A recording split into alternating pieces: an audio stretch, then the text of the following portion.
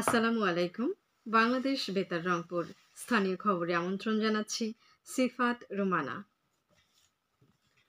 31st নাইটে আতশবাজি বা পটকা না ফোটানোর আহ্বান জানিয়েছেন বন ও পরিবেশ মন্ত্রণালয়ের উপদেষ্টা সৈয়দা রিজওয়ানা হাসান। আজ সকালে ঢাকায় এক অনুষ্ঠানে তিনি এই আহ্বান জানান। পরিবেশ উপদেষ্টা জানান, আতশবাজি ফোটানো বন্ধে পরিবেশ মন্ত্রণালয় মোবাইল কোর্ট পরিচালনা করবে। এর আগে আতশবাজি ও পটকা ফোটানো এবং ফানুস উড়ানো বন্ধে মোবাইল কোর্ট পরিচালনার সিদ্ধান্তের কথা জানায় পরিবেশ মন্ত্রণালয়।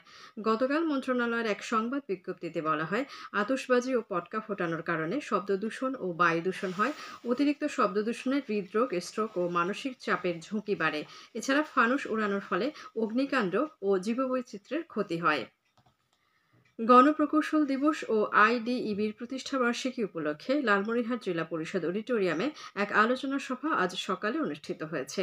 এতে প্রধান অতিথি ছিলেন বিএনপির জাতীয় নির্বাহী কমিটির সাংগঠনিক সম্পাদক ও জেলা সভাপতি অধ্যক্ষ আসাদুল হাবিব দুলু। আইডিইবির জেলা সভাপতি ইনসাফুল হক সরকার অনুষ্ঠানে সভাপতিত্ব করেন। পৌষের মাঝামাঝি রংপুর বিভাগে জেঁকে বসেছে শীত। আজ সকালে ঘন কুয়াশায় আবৃত ছিল চারদিক।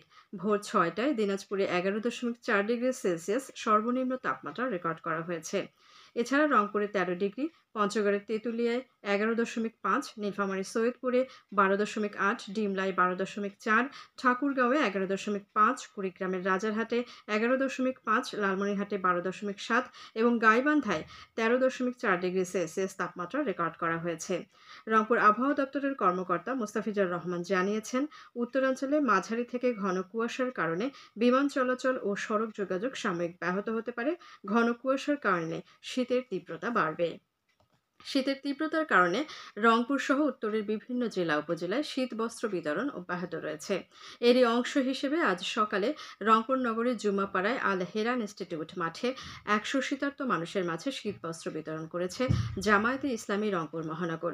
অনুষ্ঠানে প্রধান অতিথি ছিলেন জামায়াতে ইসলামীর কেন্দ্রীয় কর্মপরিষদ সদস্য অধ্যাপক মাহবুবুর রহমান বেলাল।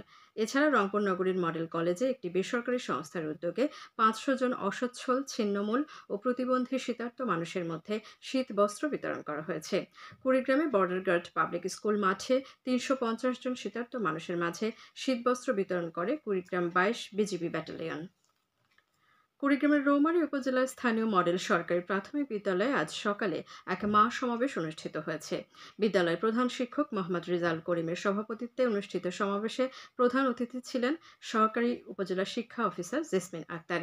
এতে শীতে শিশু স্বাস্থ্য পরিচর্যা, পরিষ্কার পরিচ্ছন্নতা, শিশুদের নিয়মিত বিদ্যালয়ে গমন ও শিখন পদ্ধতি প্রস্তুতি বিষয়ে মায়েদের করণীয় সম্পর্কে আলোচনা করা হয়। সমাবেশে 2 শতাধিক শিক্ষার্থীর মা উপস্থিত ছিলেন। এখন শুনুন কৃষি সংবাদ। রংপুর কৃষি অঞ্চলে চলতি মৌসুমে সর্বকালের রেকর্ড পরিমাণ 19,87,961 টন ক্লিন আমন চাল উৎপাদন হয়েছে। কৃষি সম্প্রসারণ অধিদপ্তর জানিয়েছে, রংপুর অঞ্চলের 5টি জেলায় চলতি মৌসুমে 6,20,275 হেক্টর জমি থেকে 19,17,672 টন ক্লিন আমন চাল উৎপাদনের লক্ষ্যমাত্রা নির্ধারণ করা হয়েছিল।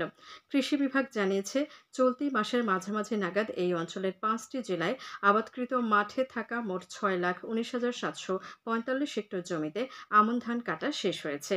রংপুর কৃষি অঞ্চলের অতিরিক্ত পরিচালক মোহাম্মদ ওবায়দুর রহমান মণ্ডল জানান, আবহাওয়া অনুকূলে থাকায় এবার রংপুর অঞ্চলে বাম্পার ফলন হয়েছে।